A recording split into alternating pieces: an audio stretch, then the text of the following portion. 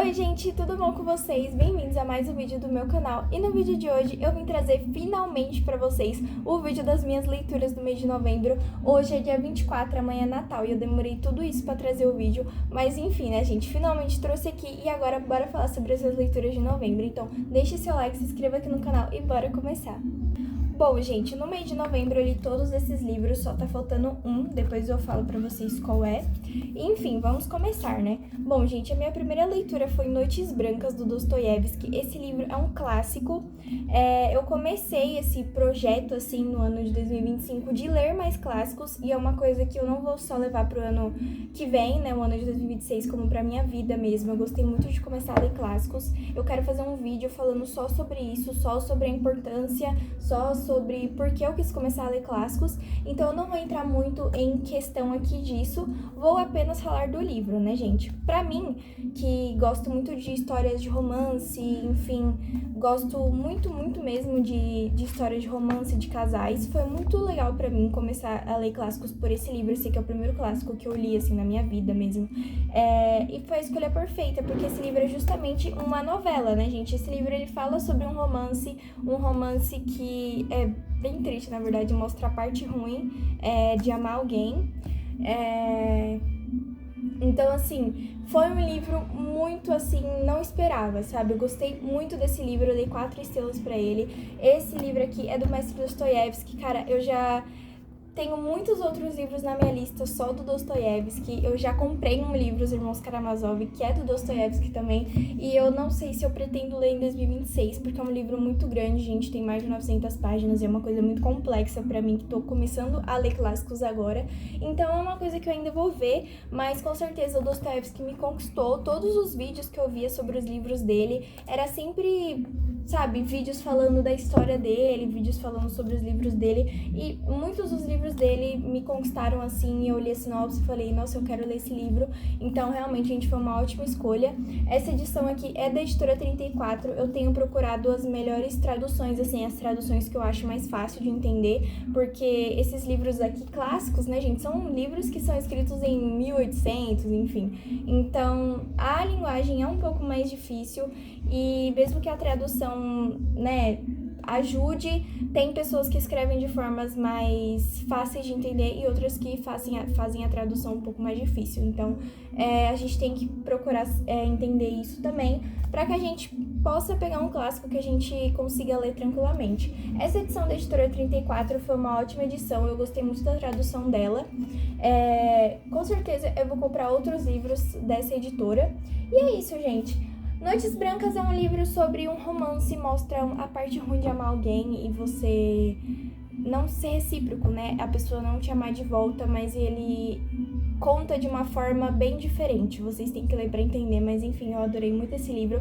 Foi 4 estrelas e eu pretendo reler ele de novo em breve. Bom, gente, a minha segunda leitura do mês de novembro foi A Hipótese do Amor, esse queridinho da Elie Wiesel. Gente, o primeiro livro que eu li da Elie Wiesel foi em 2024, foi A Noiva. Eu acho que eu dei 2,5 estrelas, eu não gostei. E aí em 2025 eu resolvi dar uma segunda chance pra ela, li 3 livros dela, os 3 tiveram 5 estrelas e um deles foi favoritado, então sim, ela me conquistou muito.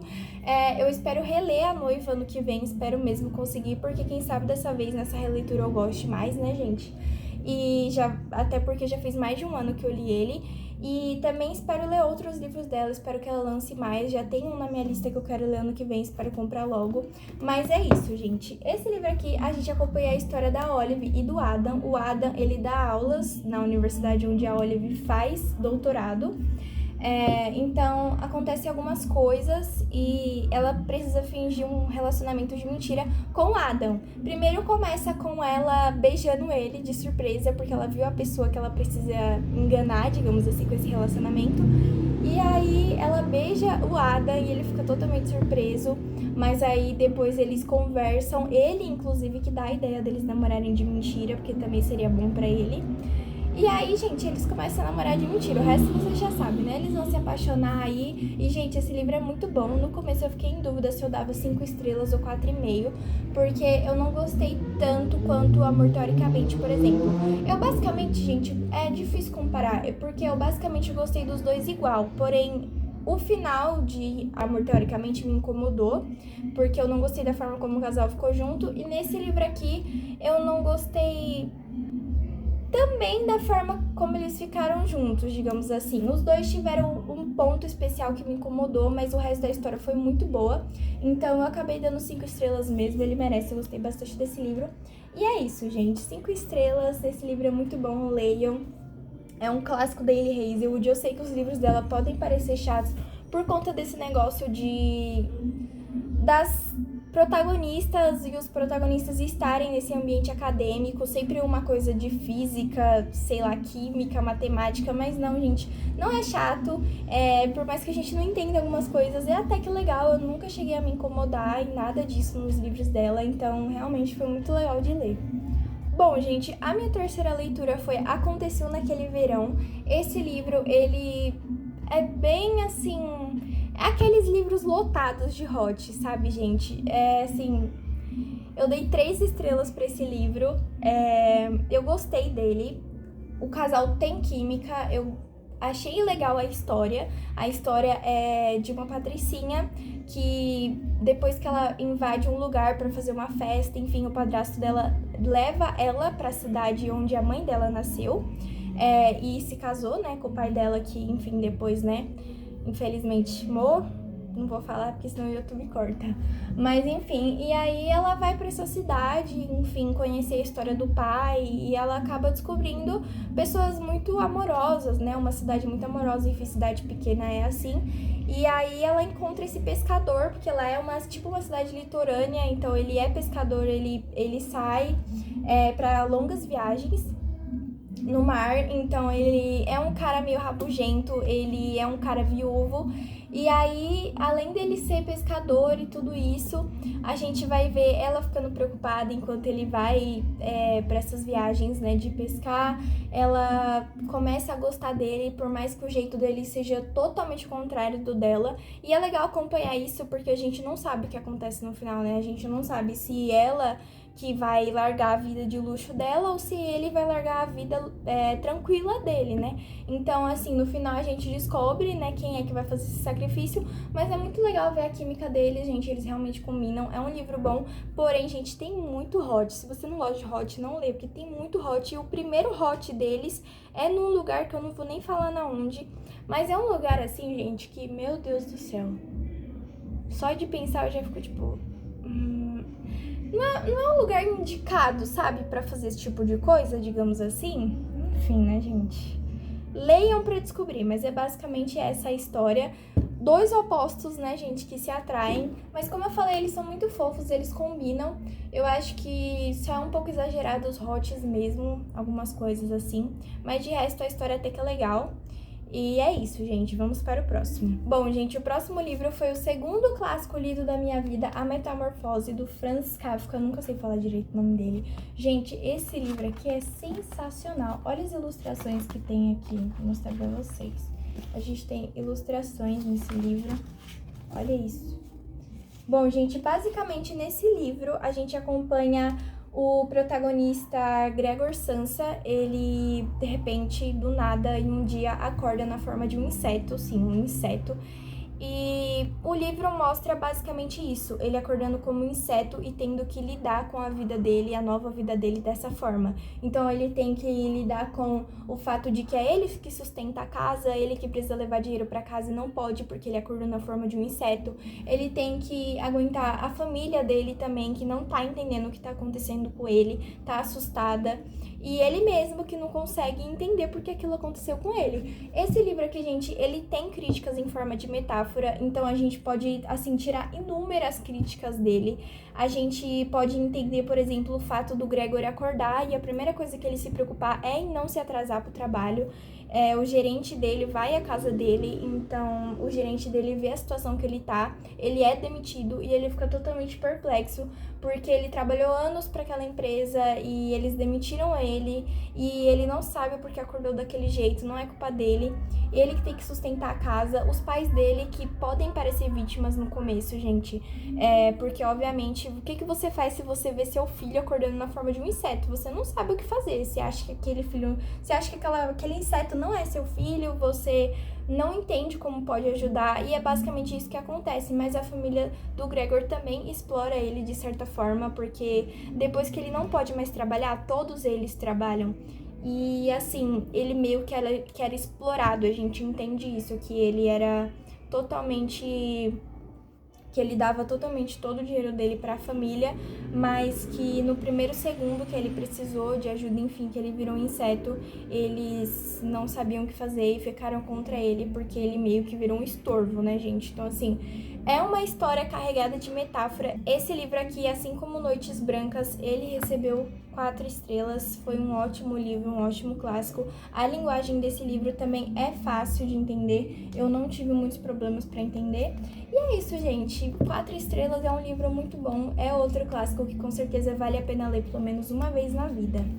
Bom, gente, os próximos livros, são meus queridinhos, gente. A saga Percy Jackson. A saga Percy Jackson foi muito importante nesse ano de 2025, porque eu li pela primeira vez os livros de Percy Jackson e eu fiz um vídeo aqui, na verdade, pro canal só falando do que eu achei sobre a saga Percy Jackson. Então, se vocês quiserem ver, entrem aqui no canal, é o penúltimo vídeo que eu postei. Gente, eu gostei muito de ler essa saga, foi muito importante, como eu falei pra vocês, em 2025. Eu li pela primeira vez, assim, com 18 anos. E eu tô acompanhando a série, enfim, tá sendo muito legal. E eu fico triste por não poder ler de novo como se fosse a primeira vez, mas com certeza eu vou reler aí mais pra frente. E também quero ler os próximos, né? Eu só li a saga O Percy Jackson e os Olimpianos, mas ainda tem Heróis do Olimpo, enfim, ainda tem muitas outras coisas pra ler. E é isso, gente. No mês de novembro eu li Percy Jackson e O Mar de Monstros, que é o livro 2. É inclusive o livro que dá origem à segunda temporada da série. E esse aqui é o livro Percy Jackson e os Olimpianos, A Maldição do Titã, o livro 3. Bom, gente, esses 2 livros aqui são os livros que eu menos gosto dos 5. Esse aqui é o que eu menos gosto e esse aqui é o segundo que eu menos gosto. Vou falar deles juntos, né, porque eles se tratam da mesma coisa. Bom, gente, pra quem nunca leu Percy Jackson, basicamente ele é filho de um deus e, sendo filho de um deus, ele tem que lidar com muitos monstros, muitos problemas, e a gente acompanha isso nos 5 livros. Então, a cada livro tem essa jornada e a gente acompanha aqui nesse segundo livro o Percy indo até o Mar de Monstros resgatar o Velocino de Ouro, que é uma coisa que vai proteger o lugar onde ele passa uma parte do seu ano, assim. É o acampamento Meu Sangue, onde ficam todos os filhos de deuses. Então ele leva esses amigos, inclusive, para as jornadas dele. E assim, gente, esse acampamento ele tá em perigo nesse livro, então ele precisa resgatar o Velocino de Ouro, que vai ajudar a salvar o acampamento, além de também ter que resgatar o seu amigo Sátiro Grover, né, que é o meu favorito da saga, mas enfim. E é isso, gente, basicamente é isso, é meio estranho explicar, porque basicamente você tem que saber o primeiro livro e tem que saber as outras coisas, né, mas pra quem não sabe, é mais ou menos isso, não sei se vocês entenderam. Mas enfim, gente, esse livro aqui comigo, ele ganhou 3,5, eu não gostei muito, por quê? Porque o Grover, ele tem que ser resgatado, então ele passa a maior parte do tempo fora do livro, porque é ele que tá em perigo, né, e é o Percy que vai atrás dele e salva ele, e o Percy, ele vai com a Annabeth, com o Tyson. Aqui o Tyson é um personagem novo, e por mais que no final eu tenha gostado muito dele, senti falta do trio original. No primeiro livro, o trio original é o Grover, o Percy e a Annabeth, então fez falta ver o trio original. E além disso, a Clarice, né, a filha de Ares, ela é meio que... ela e o Percy meio que andam em pé de guerra, sabe? Ela meio que aparece bastante nesse livro e eu não gosto muito dela nos livros. Na série eu acho que até que ela tá legal, mas nos livros ela é meio chatinha, eu não gosto muito. E enfim, gente, por isso eu não gostei desse livro, então ele teve 3,5. Esse aqui teve 3 e eu não gostei basicamente pela mesma coisa. Nesse livro aqui, o Percy vai pra outra jornada, porém não é nem com Tyson, não é nem com a Annabeth, é só com o Grover. Gente, esse livro aqui, juro, eu não gosto nada dele. No último livro, o Grover é que tinha que ser resgatado. Aqui é a Annabeth. Além disso, a gente não tem nem o Tyson no trio original. Aqui não tem trio original. Aqui a gente só tem o Percy, o Grover, mas em vez de ter alguém no lugar da Annabeth, não. A gente tem 2 chatas, que é a Zoe e a Thalia. A Thalia volta no final desse livro. E aí a gente tem que aguentar ela nesse livro o tempo todo enchendo o saco e querendo mandar na Percy. Eu não gosto dela, me desculpe quem gosta dela, não me odeie. E além disso tem a Zoe, que é uma menina assim mais chata que a Thalia ainda. No final, beleza, eu até gosto dela, mas Durante o livro não dá pra aguentar. Enfim, o final desse livro também vale muito a pena. As últimas 30 páginas são as melhores. E só por isso eu fui legalzinha e dei 3, gente. Mas eu não gosto muito desse livro. Mas enfim, gente, é isso. Eu espero que vocês tenham gostado desse vídeo. Se vocês gostaram, deixe seu like, se inscreva aqui no canal e acompanhe o canal, porque no final desse ano, falta bem pouco pra acabar o ano, eu vou postar os meus lidos de dezembro. Tô lendo 2 livros, né? Então vou esperar acabar eles e vir aqui falar com vocês sobre eles. E também vou fazer a retrospectiva 2025. Vou falar sobre todos os livros que eu li em 2025 e olha que foi muita coisa. Mas é isso, gente. Eu espero que vocês tenham gostado desse vídeo. Se gostaram, deixe seu like, se inscreva aqui no canal. Um beijo e até o próximo vídeo.